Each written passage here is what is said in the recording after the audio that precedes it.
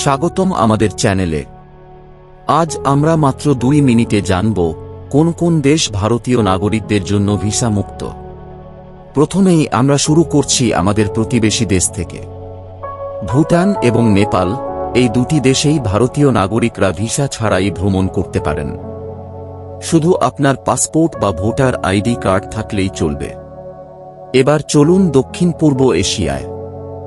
Indonesia, Fiji এবং মালদ্বীপ, এই দেশগুলিতে আপনি ভিসা ছাড়াই ভ্রমণ করতে পারেন। ইন্দোনেশিয়ায় 30 দিন, ফিজিতে 4 মাস এবং মালদ্বীপে 90 দিন পর্যন্ত থাকতে পারবেন। ক্যারিবিয়ান দ্বীপপুঞ্জে, ডোমিনিকা এবং হাইতি ভারতীয় নাগরিকদের জন্য ভিসা মুক্ত। সমুদ্র সৈকতে ছুটি কাটানোর জন্য এই দেশগুলো হতে পারে আদর্শ। এছাড়াও আফ্রিকার সেশেলস 30 দিনের জন্য ভারতীয় নাগরিকদের ভিসামুক্ত থাকার সুযোগ দেয়।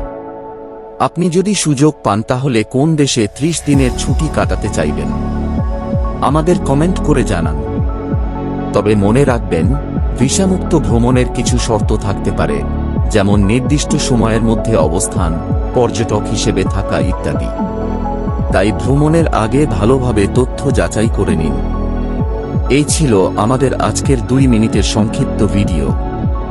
যদি ভিডিওটি ভালো লেগে থাকে তাহলে লাইক দিন, শেয়ার করুন এবং আমাদের চ্যানেলটি সাবস্ক্রাইব করতে ভুলবেন না।